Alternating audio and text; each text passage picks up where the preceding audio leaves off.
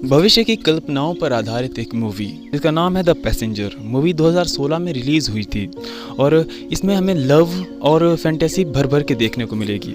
Movie की starting में हमें बताया जाता है कि अर्थ की सिचुएशन दिन ब दिन बदतर होने की वजह से अर्थ के लोगों ने वहाँ से एक तरह से अबेंडन कर दिया और एक नई सिविलाइज्ड सोसाइटी को बसाने के लिए नए ग्रह की ओर जा रहे थे, और जिसकी वजह से वो एक शिप में चले जाते हैं। शिप में टोटल 238 क्रू मेंबर्स और 5000 पैसेंजर्स थे, और सडनली रास्ते में जाते हुए शिप पर एक एस्टेरॉयड गिर जाता है, जिसके कारण शिप का काफ़ी पार्ट डैमेज हो जाता है। शिप ऑटो रिपेयर के मोड पे आ जाती है, लेकिन इसकी वजह से एक जो पैसेंजर है वो जाग जाता है। पैसेंजर का नाम था जेम्स, और जैसे ही जेम्स जागता है, जागने के बाद उसे इंस्ट्रक्शन मिलती है कि वो 4 महीने के बाद वापस अपनी जो डेस्टिनेशन है वहाँ तक पहुँच जाएगा। जेम्स काफ़ी खुश था, इसी वजह से वो वहाँ से जागता है और अपनी रूटीन को फॉलो करता है। उसे मन ही मन अपनी लग्जरियस लाइफ के बारे में काफ़ी ज़्यादा एक तरह से ड्रीम्स आने लगते हैं, और चला जाता है। वो तैयार होता है। तैयार होने के बाद अब वो काफ़ी एक्साइटेड था और अपने क्रू मेंबर से मिलने के लिए जाता है। वहाँ जाने के बाद उसे सारे के सारे डेस्क जो है एम्प्टी दिखाई देते हैं।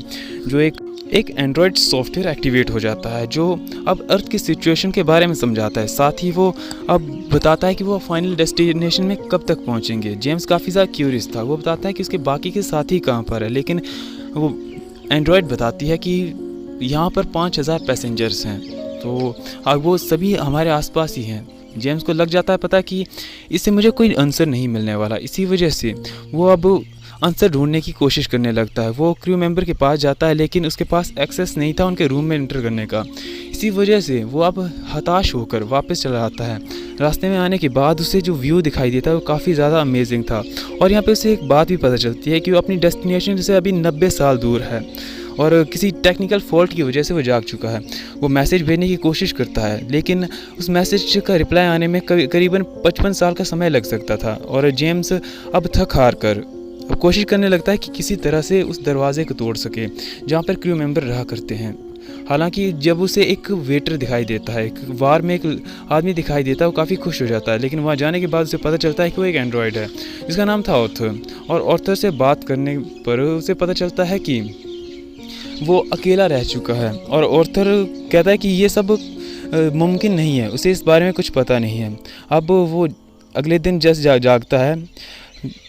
मेस में जाने के बाद मेन्यू चेक करता है, लेकिन मोस्ट ऑफ द लग्जरियस जो थिंग्स थी वो गोल्ड क्लास पैसेंजर्स के लिए रिजर्व थी। इसी वजह से वो अपनी प्लेन टी लेता है और टाइम पास कर लेता है। अगले दिन वो वापस अपने चैम्बर में जाने की कोशिश करता है, लेकिन फेल हो जाता है। हर प्रकार के इंस्ट्रूमेंट का यूज़ करता है, लेकिन जो क्रू मेंबर्स के चैम्बर को ओपन नहीं कर पाता है। इसकी वजह से रोज़ आता है, और रोज़ आने के बाद ऑर्थर के पास आकर ड्रिंक करता है, और यही उसकी डेली रूटीन बन चुकी थी।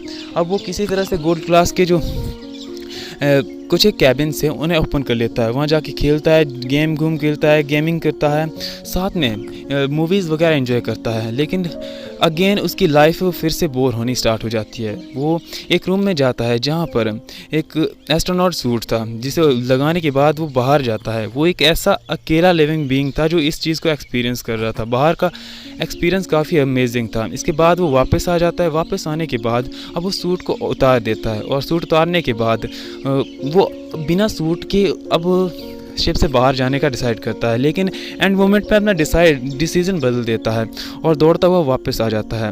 दौड़ने के बाद वो गिर भी जाता है स्लिप करके। इसके बाद आगे जाता है और उसे एक औरत दिखाई देती है, इसका नाम था अरोरा, और इसे देखने के बाद वो अब इसके बारे में जानने लगता है। इसके इंटरव्यूज़ को सुनता रहता है और इसी के बारे में सोचता है। इसके पास बैठ के चिप्स वगैरह खाता है और हर वक्त इसी के बारे में सोचता है। और अब ऑर्थर उसे एक आइडिया देता है क्यों ना वो किसी एक अदर पैसेंजर को जगा दें, लेकिन ऑर्थर की बात को वो सीरियसली नहीं लेता। वो कहता है कि वो इस तरह से उसकी नज़रों में काफ़ी ज़्यादा ब्लेम हो जाएगा। वक्त बीतता है। वक्त बीतने के साथ उसकी सारी जो कोशिशें वो नाकाम हो रही थी। एक दिन ज़्यादा शराब पीने के बाद वो डिसाइड करता है कि वो अरोरा को जगाएगा, और जाकर उसके कैबिन से साथ छेड़छाड़ करता है। छेड़छाड़ करने के बाद अरोरा जाग जाती है, और वो भी उसके साथ भी सेम थिंग्स होने लगती हैं। हालांकि जैसे ही वो कैबिन को ओपन करता है, तुरंत वापस चला जाता है और अपने रूम में जाके ऐसा प्रिटेंड करता है जैसे कुछ हुआ ही ना हो।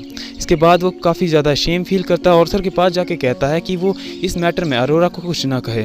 अरोरा को काफ़ी ज़्यादा अजीब सा लग रहा था। जेम्स उसे सिचुएशन समझाते हुए कहता है कि ये सब एक टेक्निकल फॉल्ट है जिसकी वजह से हम यहाँ पे फंस चुके हैं। अरोरा काफ़ी ज़्यादा पैनिक हो जाती है, वो क्रू मेंबर को जगाने की कोशिश करती है। इसके साथ वही सारी चीज़ें हो रही थी जैसे कि 1 साल पहले जेम्स के साथ हुई थी। वो जेम्स से पूछती है कि वो कितने टाइम से यहाँ पर है, तो जेम्स बताता है कि वो 1 साल से यहाँ पर है। इसके बाद वो अरोरा काफ़ी ज़्यादा उदास हो जाती है। अगले दिन अरोरा जागती है। जागने के बाद काफ़ी ज़्यादा डिस्टर्ब थी और ऑटोमेटिक सिस्टम के पास जाकर जवाब पूछने लगती है, लेकिन उसे कोई जवाब नहीं मिलता क्योंकि जेम्स इस चीज़ को पहले फील कर चुका था। वो कहता है कि कुछ नहीं मिलेगा। उनके जाने के बाद एक वार्निंग लैंप जलता है। अब अरोरा जेम्स की थाली को देखती है कि वो एक पर्टिकुलर खाना 1 साल से खा रहा है। इसकी वजह से उसके लिए वो अब अलग मील ऑफ़र करती है और जेम्स अपनी फीलिंग शेयर करता है कि किस तरह से वो एक मैकेनिकल इंजीनियर होते हुए भी अर्थ पे अपना जीवन बिता नहीं पाता है। अरोरा उसके साथ गिव अप करने के लिए रेडी नहीं थी। इसी वजह से वो अब नए नए रास्ते ढूंढने लगती है ताकि क्रू मेंबर को जगाया जा सके। वहाँ जेम्स नोटिस करता है कि जो रोबोट्स हैं, शिप पर रोबोट्स हैं, वो एक के बाद एक मिसबिहेव करने लगते हैं। अरोरा गिव अप नहीं करना चाहती थी, इसी वजह से खुद को बिज़ी रखती है। वो स्विम करती है, रन करती है, जेम्स के साथ बात करने में बिज़ी होती है और यहाँ पे जेम्स और उसमें काफ़ी ज़्यादा बातें होती हैं। अरोरा बताती है कि वो एक जर्नलिस्ट है और इस ट्रिप पर आने का उसका रीज़न यही है कि वो पहली इंसान बनना चाहती है जो इतनी लॉन्ग ट्रिप में जाने के बाद ज़िंदा वापस आई है और इसके बाद वो काफ़ी ज़्यादा फेमस हो जाएगी। अब दोनों एक दूसरे पे काफ़ी ज़्यादा विश्वास करने लगते हैं। जेम्स को अब अपना पछतावा और ज़्यादा गहरा होने लगता है, लेकिन अब वो अरोरा को खुश करने के नए नए तरीके खोजने लगता है। वो अरोरा के लिए एक एफिल टावर क्रिएट करता है, जिसके बाद अरोरा काफ़ी ज़्यादा खुश हो जाती है। इससे दोनों के बीच की नज़दीकियाँ और ज़्यादा बढ़ जाती हैं और अगले दिन वो डेट पर जाते हैं ऑर्थर वाले बार में। वहाँ पर एक दूसरे के साथ काफ़ी अच्छा टाइम स्पेंड करते हैं। डिनर के बाद अब ऑर्थर उसे एक स्पेशल ट्रिप पे ले जाता है। वो उसे स्पेस सूट पहनाता है और वो अब स्पेस के अंदर अपनी मैग्नेटिक फील्ड को ऑफ करने के बाद फ्लोट करने लगते हैं और ये एक्सपीरियंस जेम्स ने काफ़ी साल पहले लिया था और यहाँ से वापस आने के बाद तुरंत एक दूसरे को किस करने लगते हैं और साथ में ही वो आज रात को एक हसीन लम्हे बिताते हैं, एक दूसरे के साथ सोते हैं और अब दोनों की जो रूटीन बन चुकी थी, एक दूसरे को पसंद करने लगे थे। हर काम वो एक दूसरे के साथ करते थे, खाना पीना सोना वगैरह वगैरह। जेम्स अरोरा को प्रपोज़ करता है। इसके बाद उनके नज़दीक से एक तारा गुजरता है जिसे देखने के बाद वो काफ़ी ज़्यादा खुश हो जाते हैं। अब इसके बाद अरोरा का बर्थडे आता है। बर्थडे को काफ़ी अच्छे तरीके से मनाते हैं। इस दिन जेम्स ने उसे प्रपोज़ करने का डिसाइड कर रखा था, लेकिन बात तब बिगड़ जाती है जब ऑर्थर अरोरा को बता देता है कि उसे जगाने वाला जेम्स था, क्योंकि उसे पता चला था कि इन दोनों के बीच कुछ भी अब बुरा नहीं है। इस पर अरोरा काफ़ी गुस्सा हो जाती है और वहाँ से चली जाती है। अरोरा का गुस्सा एक तरह से लाजमी भी था और जैसे जेम्स वापस अपने रूम में आता सब कुछ गायब था। मैस में जाके अरोरा से बात करने की कोशिश करता है, लेकिन वहाँ से भी वो भाग जाती है। रात को जेम्स अपने बेड पे लेटा हुआ था। अरोरा गुस्से में आती है, उससे काफ़ी ज़्यादा पीटने लगती है, उसे मारने वाली थी लेकिन नहीं मारती है। अब जेम्स को पछतावा होने लगता है, लेकिन वो करता भी क्या, वो अकेला पड़ चुका था, उसके पास कोई चारा नहीं था और इसी वजह से उसने ये सब करा था। लेकिन अरोरा सुनने के लिए कुछ भी तैयार नहीं थी। अब इतने में उनकी जो शिप है वहाँ पर गड़बड़ी होने लगती है और एक फाइनल वार्निंग आती है। जो माइनर प्रॉब्लम थी वो मेजर बन चुकी थी और जो लिफ्ट है वो चलते चलते बंद हो जाती है। अरोरा उस ट्री प्लांट को देखती है जो उन दोनों ने लगाया था। मैस में जाके खाना ऑर्डर करती है, लेकिन खाने की जगह अनाज के दाने बाहर निकलने लगते हैं और इस मिसबिहेव से वो काफ़ी ज़्यादा परेशान हो जाते हैं। इसके बाद वो जैसे बाहर आते हैं तो शिप का कैप्टन बाहर आ जाता है। कप्तान को देखने के बाद थोड़ा सा रिलीफ तो फील करते हैं, लेकिन अब वो उन्हें पता चलता है कि शिप में कुछ बड़ी गड़बड़ है। वो क्रू मेंबर्स के रूम में जाते हैं। वहाँ जाने के बाद अब शिप के पूरे मॉडल को चेक करते हैं, जिसकी वजह से उन्हें पता चलता है कि यहाँ पे कोई मेजर प्रॉब्लम है। अब यहाँ पर एक बड़ा सा पीस अरोरा के सर से होता हुआ क्रॉस होता है, एक तरह से वो बच जाती है। नेक्स्ट हमें दिखाया जाता है अब जो चीफ हैं वो उनके चैम्बर्स को चेक करते हैं। अरोरा का चैम्बर चेक करने के बाद उन्हें लगता है कि ये खुद फ्यूज़ किया गया है, लेकिन जेम्स का चैम्बर टेक्निकल फॉल्ट की वजह से ऑफ हुआ था। जब जेम्स से पूछते हैं तो वो उसकी सिचुएशन समझाता है, लेकिन अरोरा से कुछ नहीं कहता है। इतने में अब जेम्स एक और रोबोट को लेकर वहाँ पे आ जाता है जो ख़राब हो चुका था और ये सिचुएशन दिन ब दिन वर्स होती जा रही थी। वहाँ चीफ जैसे उनसे थोड़ा दूर जाता है, उनके मुंह से खून निकलने लगता है। अगले दिन सभी सो रहे थे, अरोरा सो नहीं पा रही थी इसलिए स्विमिंग कर रही थी। अचानक शिप की ग्रेविटी लूज़ हो जाती है और सभी फ्लोट करने लगते हैं। यहाँ पर उनकी जान जाते जाते बचती है। इस वजह से अब वो शिप का मेजर फॉल्ट ढूंढने की कोशिश करने लगते हैं और उन्हें पता चल जाता है कि शिप में एक जगह पर काफ़ी मेजर फॉल्ट है, जो कि 2 साल पहले था। पहले माइनर था लेकिन अब मेजर बन चुका है और इसी वजह से जेम्स भी जागा था।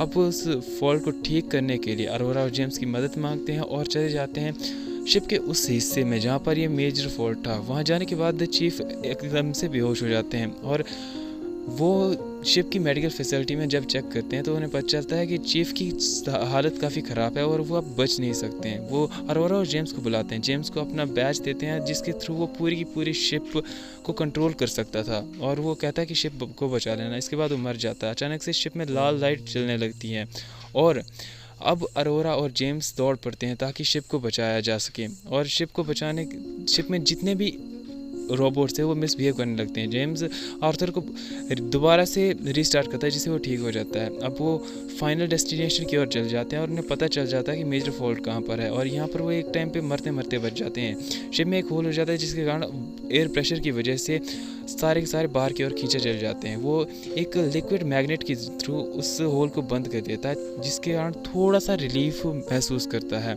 इसके बाद वो अब उस फॉल्ट को भी देख लेता है। शिप के अंदर एक जगह पे टेम्परेचर काफ़ी ज़्यादा बढ़ चुका था। वो जो पार्ट डैमेज हो चुका था उसे रिप्लेस कर देता है, लेकिन अब इसे रीस्टार्ट करने के लिए उसने शिप के बाहर से उसे ओपन करना होगा क्योंकि सिस्टम फेलियर की वजह से ये काम नहीं कर रहा था। अब जेम्स डिसाइड करता है कि वो शिप के बाहर जाएगा और वो अपना सूट पहन लेता है और वो बैच अरोरा को दे देता है क्योंकि उसे लगता है कि वो शायद वापस ना आ पाए। इसके बाद वो बाहर जाता है। बाहर जाने के बाद जेम्स अरोरा से कहता है कि उसकी मदद करे, लेकिन कमरे का तापमान काफ़ी बढ़ चुका था, इसी वजह से अरोरा गिर जाती है। जेम्स अब उस होल में जाता है। होल में जाने के बाद उसे वहाँ पता चलता है कि उस हैंडल को उसे बस मैनुअली दबा के रखना होगा। अब अरोरा से कहता है कि वो अंदर से पावर बटन को ऑन कर दे, लेकिन अरोरा ऐसा करने के लिए रेडी नहीं थी क्योंकि इससे जेम्स की जान भी जा सकती थी। लेकिन जेम्स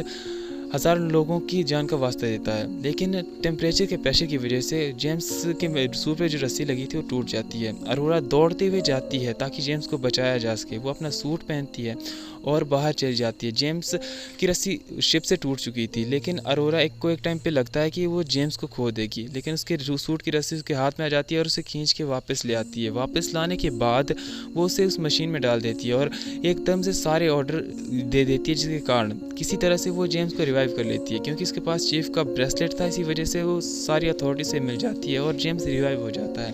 अरोरा एक चैन की सांस लेती है। इसके बाद अब रिवाइव करने के बाद वो जेम्स को माफ़ कर देती है। इसके बाद वो दोनों कैप्टन को एक भावपूर्ण श्रद्धांजलि देते हैं और जब ऑर्थर कहता है कि उसने एक तरीका खोज निकाला है जिसके कारण वो इस मेडिकल चैम्बर में रुक कर बाकी की लाइफ को स्पेंड कर सकती है, लेकिन अरोरा कहती है कि वो ऐसा नहीं करेगी, वो उसके साथ रहना चाहती है और जेम्स से प्रपोज करता है। प्रपोज करने के बाद दोनों शादी कर लेते हैं। नेक्स्ट सीन में हमें दिखाया जाता है कि वो ऑर्थर को ठीक कर रही है, उसे रिप्लेस करती है। वो अपनी पूरी की पूरी लाइफ वहाँ पे बिताते हैं।